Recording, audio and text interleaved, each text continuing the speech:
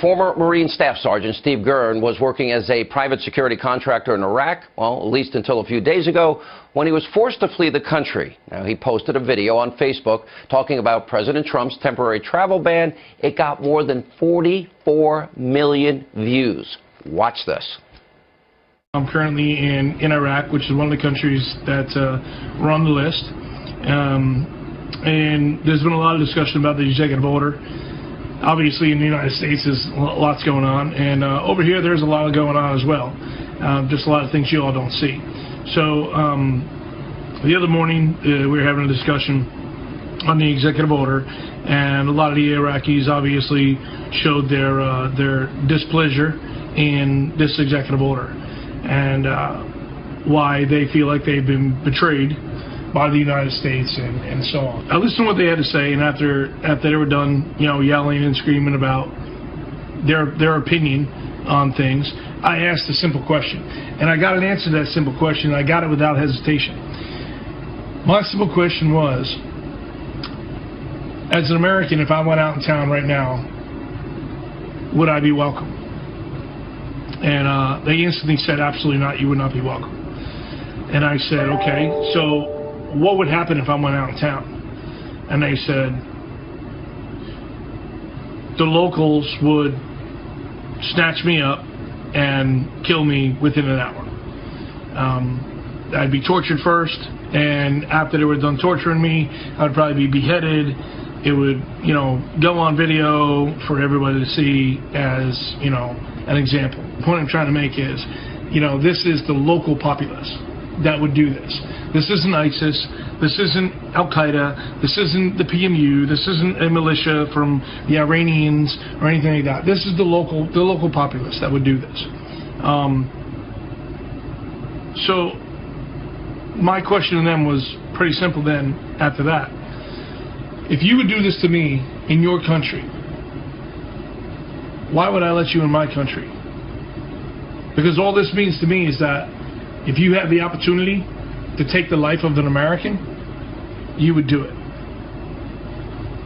So maybe there's something you all need to think about back there.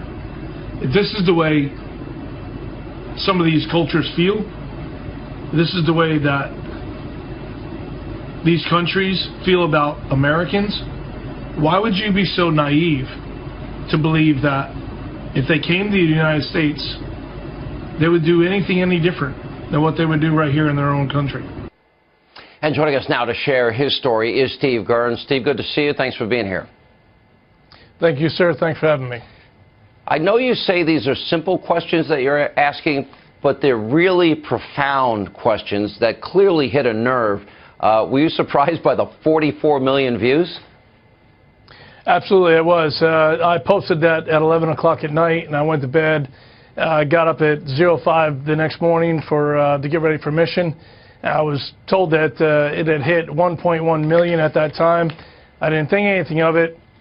I kind of laughed it off, and I went out on mission, got my weapons, and came back from mission, put my weapons up, and was figuring about that time it was around 5 million views, and I was expecting, obviously, a call on the radio to make it to the office.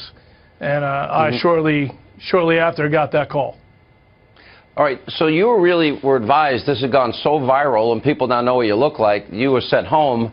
Is there any chance you get to ever go back?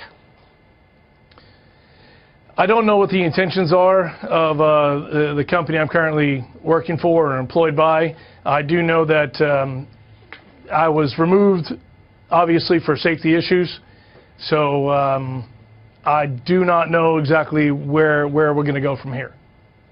All right. Look, I guess what's so frustrating about this is, to me, it's a very simple equation. We're not saying that you can't come to America. We're saying that we need to check you out.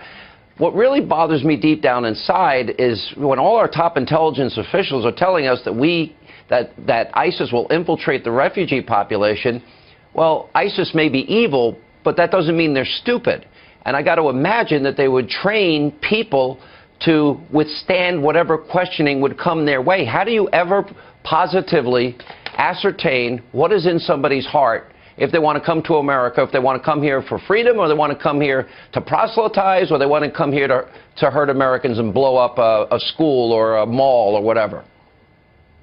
You're really not going to be able to. And what I have learned over the years of working, in Iraq and Afghanistan is they're very good at manipulation. They can manipulate just about anyone, and they're really good at it. So they can tell you what they want you to hear, and they can keep that up for many, many years.